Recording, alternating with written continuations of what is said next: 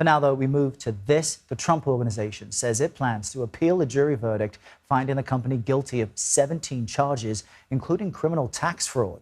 This is just one of several investigations into the former president's businesses. Donald Trump was not personally charged in this case, though. So joining us now is the former Manhattan DA who launched the case, Vance. He is now a partner with the international law firm Baker McKenzie.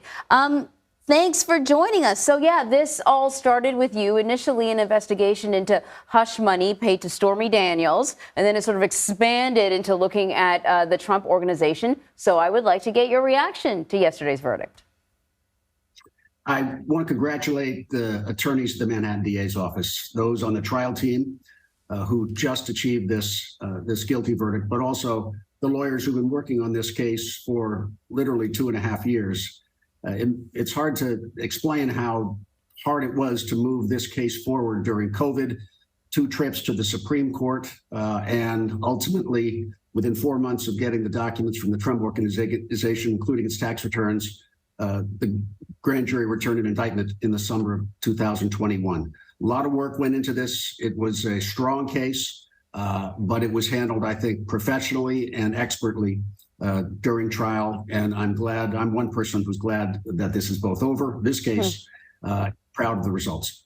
Timeline here is an important detail as well. Folks will know that in addition to all that you've just spelled out, you had to wait a full year to get the organization to comply with a subpoena. So there was a real effort to run out the clock, it seemed, on just, trying to slow it down all the way. Look, you're no longer attached to the case. You're in private life now, but the former president wasn't personally indicted. Prosecutors say Mr. Trump played a key and essential role while he's denied any knowledge. What's your opinion, about the fact that charges were not brought against him personally?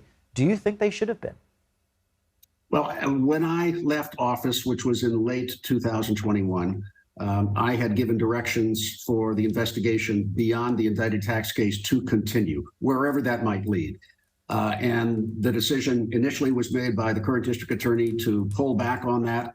But just recently, he has brought in outside counsel, and it looks as if he is re-engaging on a broader investigation, which could include potential culpability of the former president himself. So I think it's personally, I think it's the right move to continue the investigation, and I'm glad to see that's the direction DA Bragg is taking.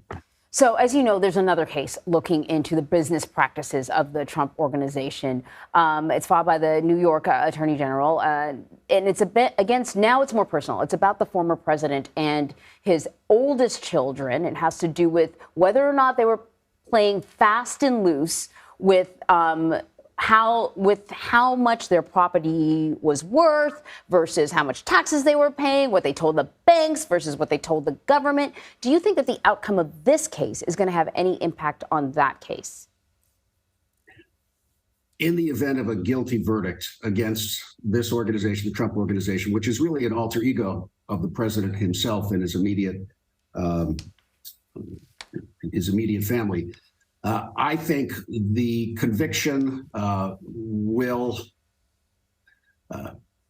play a role in educating the public about the Trump Organization and how it works, and aided now by the understanding that it has been convicted of serious felonies around not paying taxes, the taxes that you and I and everyone else pays. That's not what the company did systematically over the course of many, many years. Now, it's a different case than the case brought by the Attorney General. But when you read the Attorney General's complaint in that case, you'll see the pattern of overvaluing assets when trying to get loans from banks, undervaluing assets when trying to minimize tax payments, and allegations of general fraudulent misrepresentations to financial institutions, investors, and the like. So I think that case is, to me, it's solid.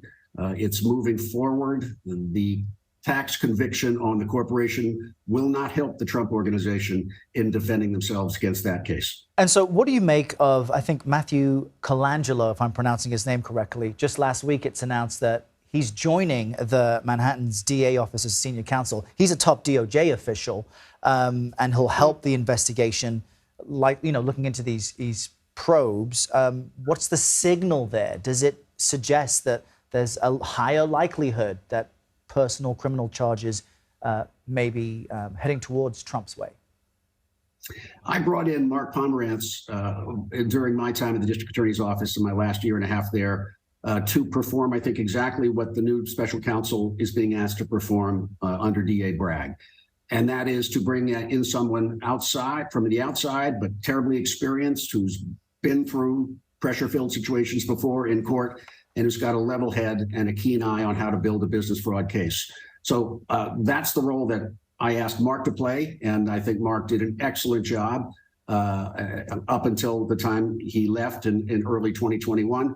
And Mr. Colangelo, I think, is going to play the same role, that he is going to be the person who is the key investigator and helping the DA make the best decisions about potential liability of the former president individually and others.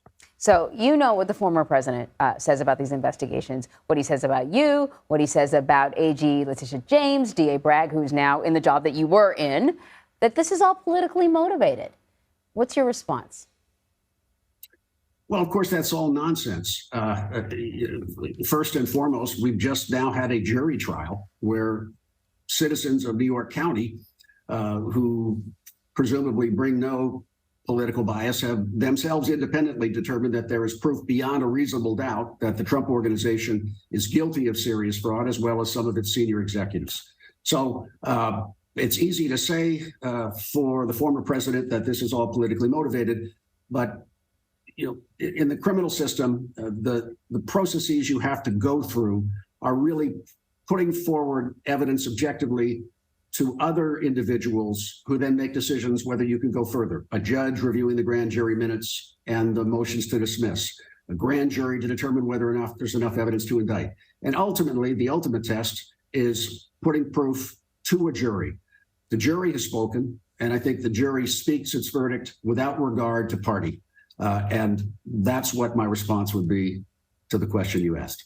And we haven't even mentioned the January 6th committee, its panel, its findings. They have already said they will make criminal referrals to the Justice Department. We don't know how many, we don't know to whom. But from your view, from all that you've seen, from all the evidence that you've had access to, do you feel that former President Trump committed a crime somewhere along the way? Do you expect he will face criminal charges stemming from the January 6th probe?